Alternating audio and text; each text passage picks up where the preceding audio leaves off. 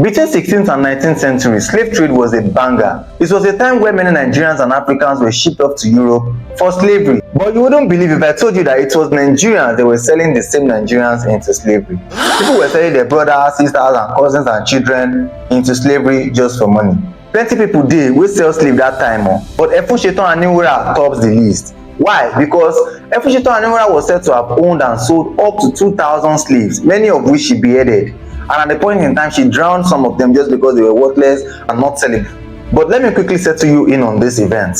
Efunsetan was born around 1820, so that's like 204 years ago, depending on when you're watching this video. She died in 1874, so she was a proper Jenkeru body. Efunsetan Aniwura was born in Egba before she moved to Ibadan.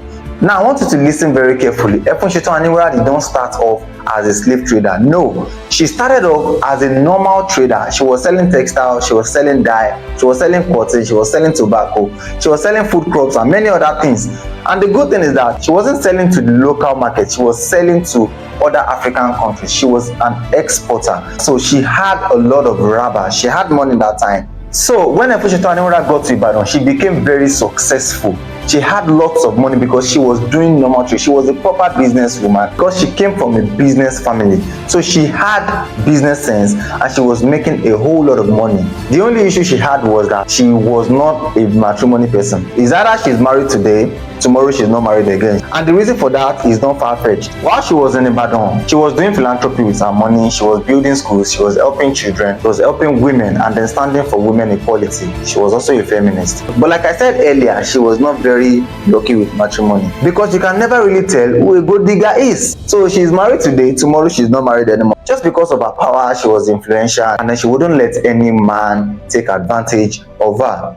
At a point in time, she got introduced to slave trade. Efunsetan Aniwura got introduced to slave trade by an advisor. Let's call him Lai. So Lai said, "Madam, let me give you reasons why you should buy slave because you are dulling. Slaves are going to help you maximize your profits." He said, "Let me explain again. You have 30 people working for you. You pay them wages. They go back to their houses. When they want to ship things for you, you pay them. When they want to do this for you, you pay them.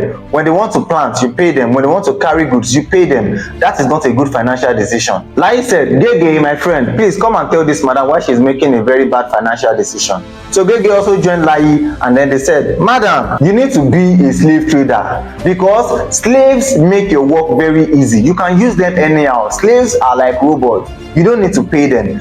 You are paying people to work on your farm right now, although you are making money, but you can make more money just by buying slaves." So they gave her the calculations. They said, "Madam, if you buy 100 slaves to work on your farm, you are not going to be paying them. It's a one-off. It's a one-off payment. You don't need to be paying them anymore. Slaves don't have HMO. Slaves don't have pension. You can use slaves anyhow. You don't need to pay them. All you need to do is to just feed them, and you don't even need to feed them. So buy slave. Don't make financial mistakes, madam." So Efunsetan agreed and then she said, "Okay, let's give it a try." So Efunsetan started buying slaves. She bought the first one, she bought the second one, she bought the third one, and then she kept buying and buying and buying. Remember I said that Efunsetan was a very good negotiator. She was a good businesswoman. So when she got into the slave market, she even beat the people that she met there. So when she bought these slaves in large numbers, she had some of them working in her farm, she had some of them working in her home, she had lots of farms. So the inputs in her farm and the outputs tripled. Her output was massive because what 15 people or what 30 people were doing before, she now had 300 slaves doing it for her without complaining because she owned them. Now this is where it gets interesting. Now she has 400 slaves. Output has increased. So instead of the normal 50 bags or 100 bags that they were taking to the port or taking to wherever they wanted to sell, they were now taking up to 1,000 bags. They were taking 3,000 bags because slaves were working overtime for her. And because these goods were too much, the people and the Oyinbo people buying from her could not really pay anymore. So they made her an offer. They said, "Madam, you know we used to pick 300 bags and that's what we budgeted. And now that we are saying 1,000 bags, we might not be able to pay in full. So how about we pay you in cash for these 300 bags and the remaining items or the remaining bags here, we'll pay you in other things. What would you like? We have suits, we have mirrors, we have this, we have that. And most importantly, we have ammunitions." Yes. And Efunsetan said, "Okay," because she had no choice. Who is going to eat all those things? Most of them are perishable goods. So she had to accept those form of payment. Efunsetan started collecting jagam from the Oyimbos. Let's run turn it over again. She now has slaves working for free, which means she was not paying salaries anymore. She was selling slaves again, which means she has increased her merchandise. She was not just collecting money anymore. She was now collecting ammunitions, which means more power. Efunsetan was just a woman. What would she be doing with ammunitions? Now this is where Alaafin comes in. Remember, Efunsetan Aniwura has been in Ibadan for a very long time. The Alaafin and his cohorts, they don't send her papa. But when the news got to them that Efunsetan, that slave trader, now has gone in her backyard, their eyes opened. Let me tell you something. Ammunitions those days and even till now are very, very important. Ammunitions win war. How do you think Africans were conquered? Because Jagam is the respecter of no charm. How do you think all these our Benin artifacts and them gods were stolen to Europe?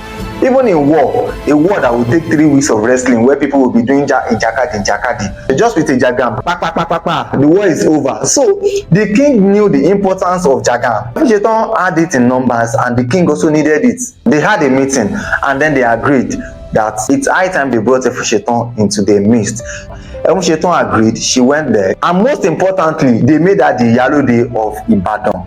Please follow this story. They made her the Iyalode of Ibadan, just because they liked her, just because they wanted something that she had. So Efunsetan accepted. She became the Iyalode of Ibadan. Not long after she became Iyalode, Alaafin already had a rage, because why not?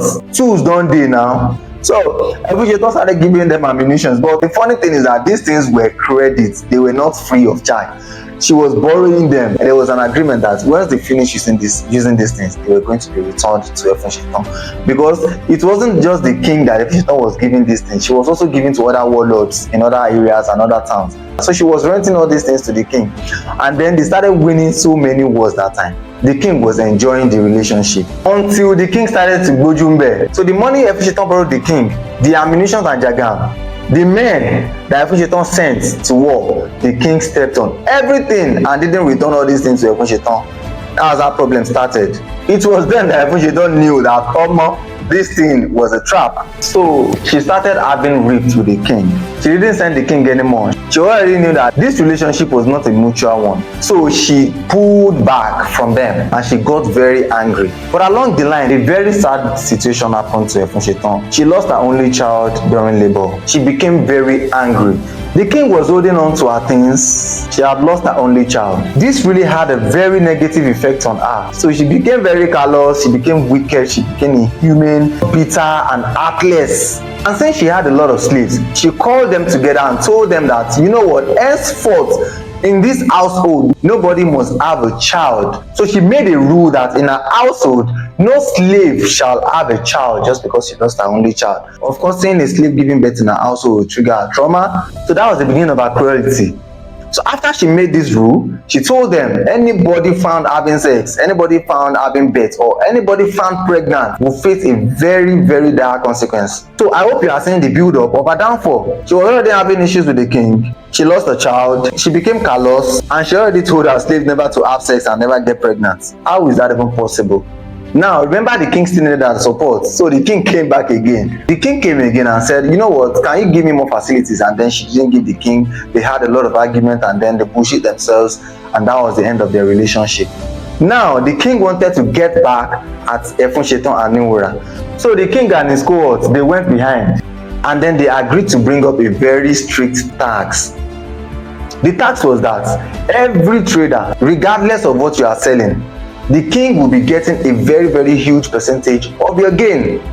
This notice was passed around all market people and all traders, and then everybody panicked. Although it was targeted at the Efunsetan, but she didn't care. Everybody felt the impact because the king was now going to take a very huge percentage of their profit. It has never happened before, and now the king was becoming unreasonable. So Efunsetan, being a popular woman, she formed her own group. Now this group started speaking up against the king's excesses. I mean, Efunsetan was the leader. She had the money, she had the men, she had everything. So she formed her own group, and then these groups were frustrating the king's command. Whenever the tax boys come to the market on the king's command to collect these taxes, the market women will refer them to Efunsetan, telling them that, you know what, we have a leader who says that we are not supposed to pay this. Tell the king that we, the Efunsetan group of friends, says that we are not going to pay nada. So after some time, all the taxation and the estimation that the king was expecting, the king did not get, because Efunsetan with her influence was frustrating the king's taxation.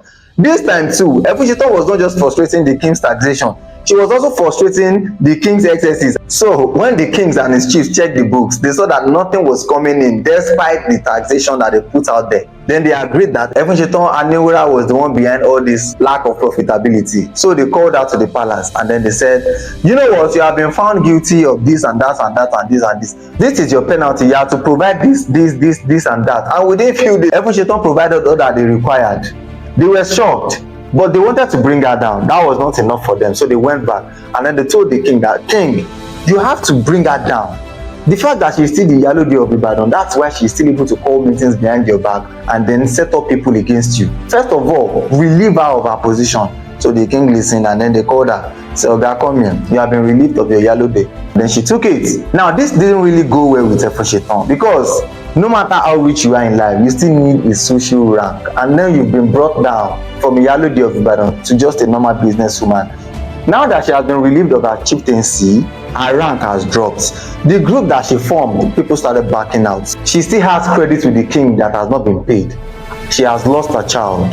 The king will still collect the tax from her, whether she likes it or not. So she was frustrated with life. However, she needed to vent anger. And you know what? She had hundreds of slaves. She had lots of them in her household. Where else would she transfer aggression? So she came back home. And then she said, well, everybody, now that I have no business with the palace, this is my own palace. Every day I'm going to be judging you people. Remember that Efunsetan had made law and said nobody, no slave must get pregnant in her house. So these were the matters that she judged on a daily basis in her home. As a frustrated, wicked and callous woman, every morning she would make all her slaves assemble and then she would judge them. Anybody found pregnant, she commanded that they are beheaded, and in total Efunsetan beheaded 41 people, 13 women and 28 men. And there is an unbelievable part where Efunsetan drowned some slaves in the sea just because they were not sellable and they were worthless to the Oyinbo people. One thing Efunsetan was not aware of is that owning slave is one thing, respecting their life is another thing, because you can own slave, you can do them how you like, but taking their life is a sacrilege. Yoruba will say, Onolojin, Eruni Baba. No matter what, they came from somewhere. They have fathers and they have mothers. She beheaded some of them, she drowned some of them, and then this news got around. Efunsetan that was loved by many became hated by many. Because why would you do that kind of thing? Why are you killing your slaves? Why are you drowning them in the river? They knew that she was doing too much, and then she didn't care. Remember, the king was still looking for a way to bring her down. He just didn't know how to bring her down. So the people went to the king and said, Baba, are you going to be looking at this woman? This woman is cleaning her slaves. She's beheading them. She's aborting slave babies without their consent in a very cruel manner. You have to do something. So the king said, okay, I will do something. They had clipped her wings. They have removed her from her chieftaincy. What else would they do to her? So they knew that the next thing to do was to unalive her. So they thought to send somebody very close to her to do the job. Efunsetan had an adopted son, so let's call him Kumu. Kumu was a very useless, lazy boy who had been looking forward to inheriting Efunsetan's fortune despite being an adopted son. So the king and his chiefs called him, they offered him, and then he took the deal. All they needed from him was to just unalive Efunsetan Aniwura, because Efunsetan Aniwura had so many guards. Nobody could get closer to her to do it. So they needed somebody that was close to Efunsetan. Funny thing is that Kumu got this contract. He still outsourced the contract out to 2 other slaves because he didn't want blood on his hands. So Kumu called 2 slaves and then instructed them on what to do and how to unalive her. And one night like that, the 2 slaves trying to enter Efunsetan Aniwura's room found out that the room was very well secured. They went onto the roof and then they came into the roof. And then with their dagger, they finished the woman. This was around 1874. Remember I said Efunsetan was from Egba Kingdom, and when the Egba people heard that Efunsetan had been assassinated, they waged war against Ibadan, and their condition was that the perpetrators must be brought to book. And then the ruler of Ibadan, not wanting wahala, after so much back and forth, pronounced Kumu and the other 2 slaves guilty. However, Kumu was spared, the 2 slaves were killed. The king also was spared. All the inheritance that were promised to Kumu were taken by Efunsetan's Egba people, and all Efunsetan's slaves were set free. Thank you for watching. This is TUD. See you next time.